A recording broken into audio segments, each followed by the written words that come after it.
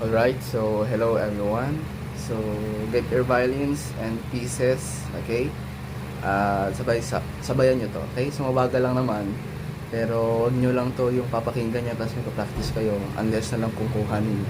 So sasabayan nyo siya. So huwag nyo kakalimutan, third string. Third string is D, alright?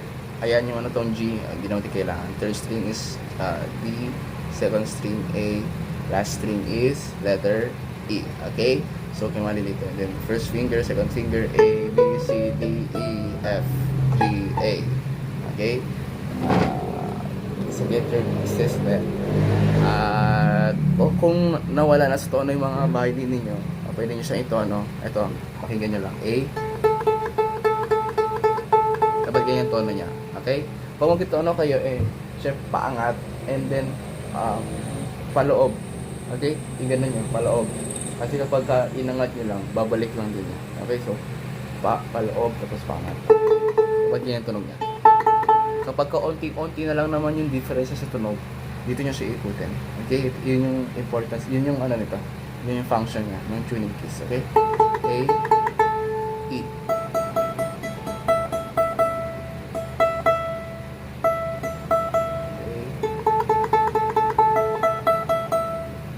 Right, so sasabayan ko. Hindi na ako magtutugtog, no. Nandito naman siya, naka-record naman siya sa piece na ginawa. Okay? As i-fingerings ko na lang dito. Okay? Sabayan nyo, mabagal lang ito. Alright? Kaya sabayan po natin. Ready? A, first string na B, C, E, C,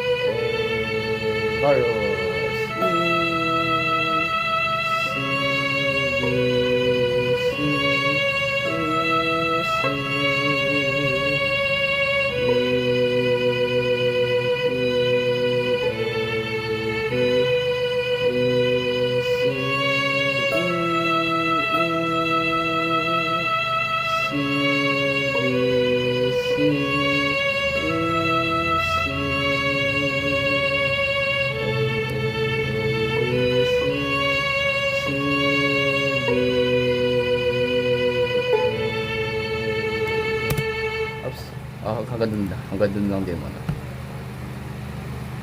Alright, so kapag ka 2 counts kunyari sa nothing but the blood of Jesus, 2 counts yun, haba nyo yung bow nyo, kaya ba 2 counts na yung bow, tan, tan, okay po?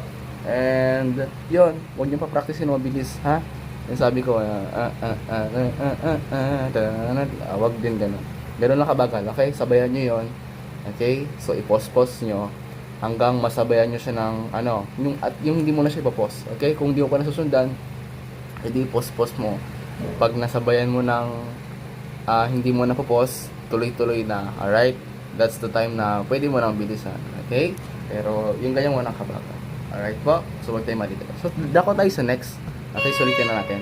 So, after nung tingnan nyo yung measure 14. Measure 14. Okay? Diba? Dito tayo.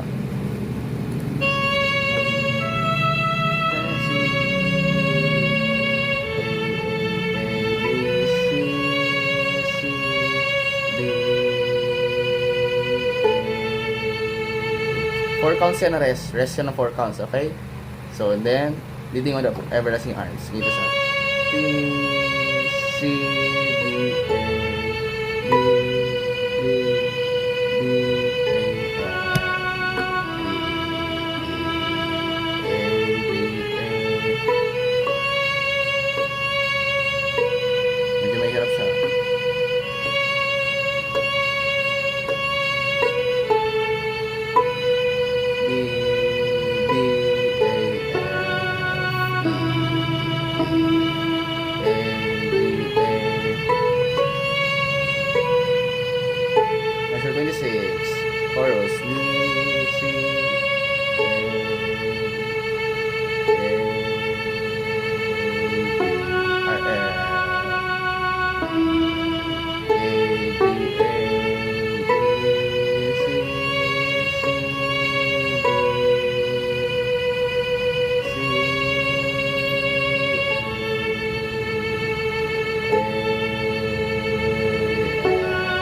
Kapit tayo ng D string.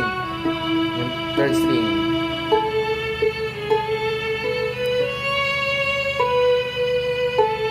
Tapos balik ng chorus natin, ating batablad.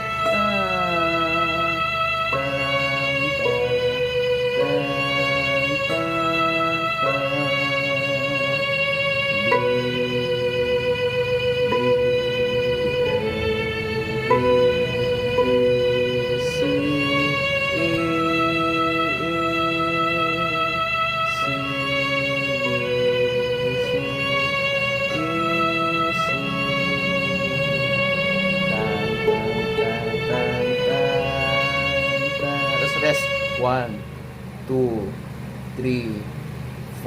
4 1, 2, 3, 4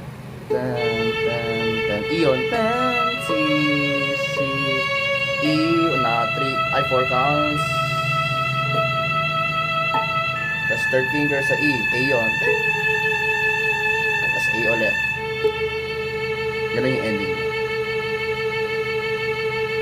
Okay? Gets po natin. Okay, so sana nakasunod kayo sa yes. Okay, kung di nyo nagigets, okay lang yan. Dahan-dahan lang kayo. Okay? Basta lang sa leaning on the everlasting arms. Okay? Medyo mahirap talaga siya. Pero okay lang yan. Basta mag-practice nyo lang. Mahalaga sana pagbalik natin perfect na natin yung nating batablad.